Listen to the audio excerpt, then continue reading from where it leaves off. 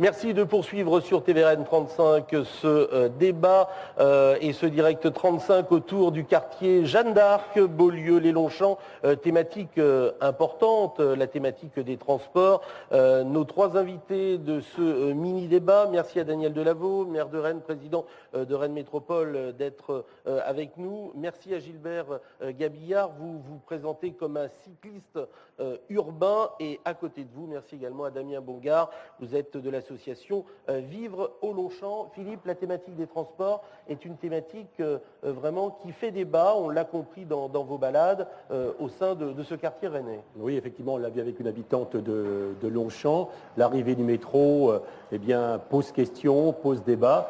Et j'imagine c'est un emploi du temps assez important pour le maire et président de Rennes Métropole, Daniel Delaveau. J'imagine que vous passez beaucoup de temps à rencontrer les habitants concernés par le futur passage du métro ici.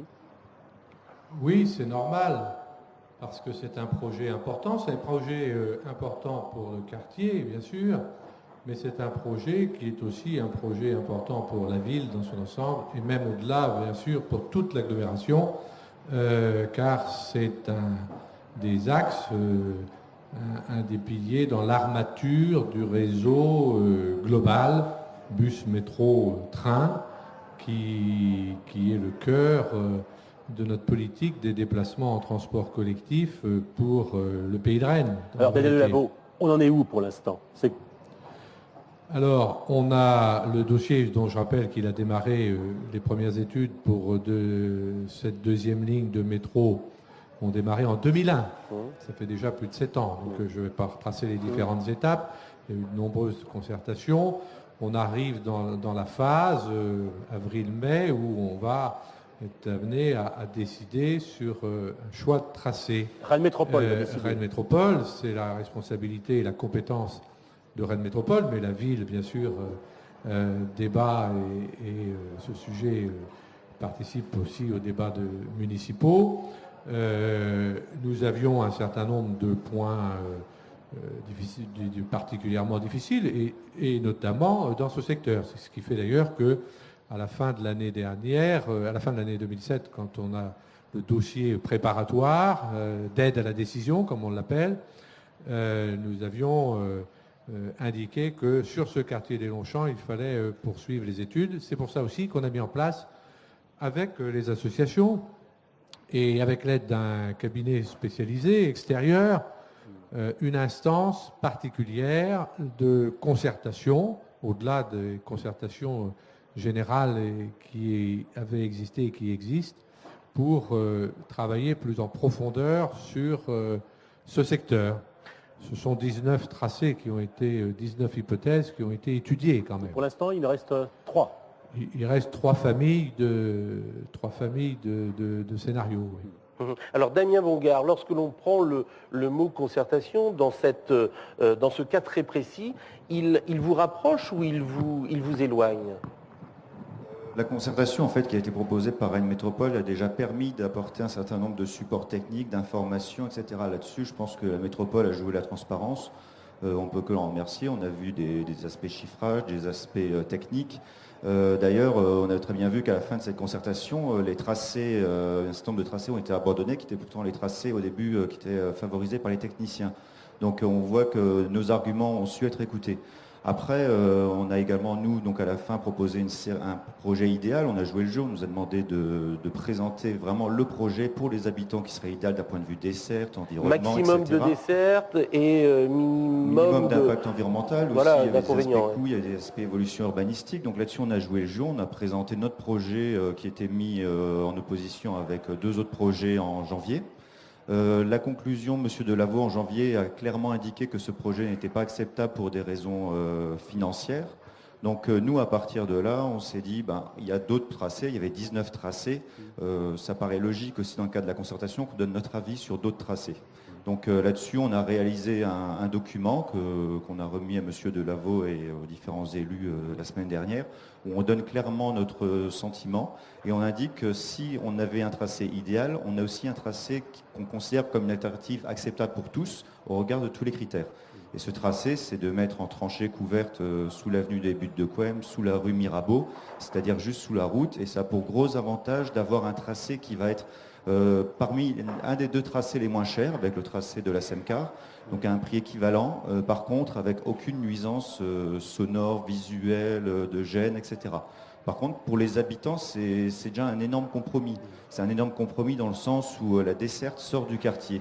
On accepte de ne plus avoir le métro à côté de chez soi pour permettre à d'autres habitants de ne pas avoir les nuisances d'un métro aérien. Alors, on a beaucoup entendu parler de solidarité durant ces 3 jours et je pense que c'est quelque chose d'important à souligner. Alors, on est d'accord, pour résumer, vous n'êtes pas contre le métro-Val. Au contraire.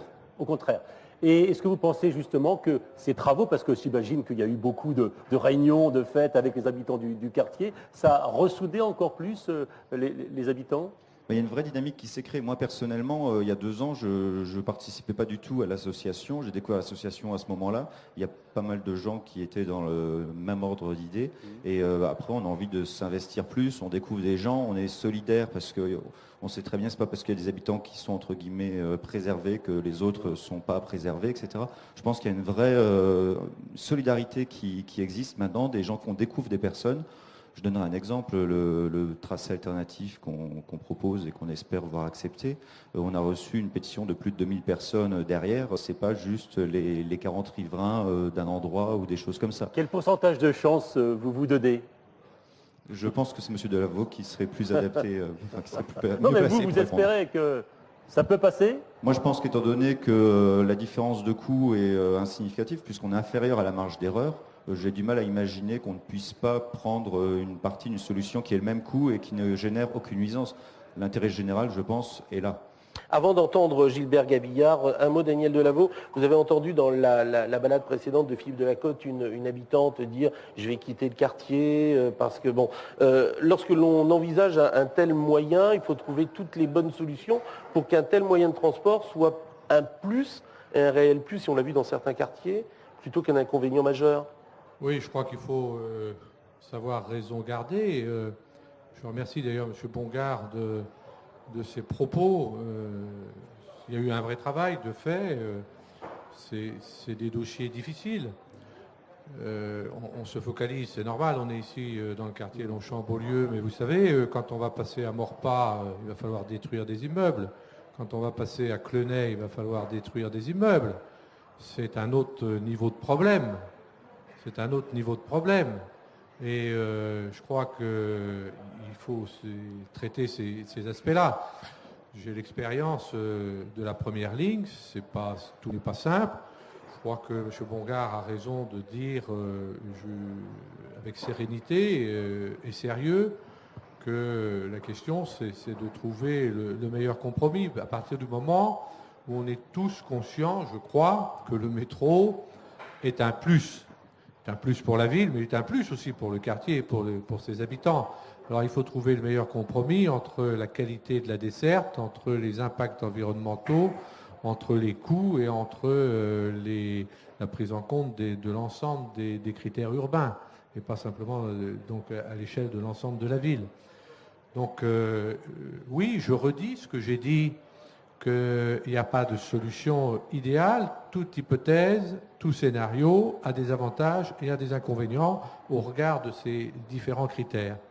Mais c'est vrai, vous savez, dans tous les grands projets, dans tous les projets, que ce soit des projets routiers, que ce soit des projets ferroviaires, vous croyez que c'est facile de faire venir le TGV, tout le monde s'est battu pour l'avoir, le TGV. Mais bien sûr que ça génère des contraintes et des difficultés qu'il faut les prendre en compte. Il faut les prendre en compte écologiquement, techniquement, financièrement. Tout ça est à prendre en compte. Mais c'est la responsabilité, c'est du moins le sens de la responsabilité politique que je me fais, que d'essayer de trouver ce meilleur compromis en mettant comme premier critère les objectifs et l'intérêt général. Alors, le mot de la fin à Damien Bongard, parce que le métro chez vous, au Longchamp et dans ce quartier, c'est une donne importante. 2 mots que vous avez peut-être, l'espérance, la confiance, mais aussi la vigilance. Disons qu'il y a forcément la confiance quand on propose une solution qui est la moins chère, qui génère aucune nuisance. J'ai du mal à voir pourquoi on ne pourrait pas la choisir. Et donc à partir de là aussi une vigilance pour voir quels sont les critères qui vont réellement être retenus à la fin et qu'on n'ait pas juste une question d'image métropolitaine, de vouloir en jeter plein la vue. Donc là-dessus, on a une vigilance certaine. Merci à vous trois. On va poursuivre nos balades. Vous le savez, Philippe Delacote est l'homme des balades dans le département de l'Ille.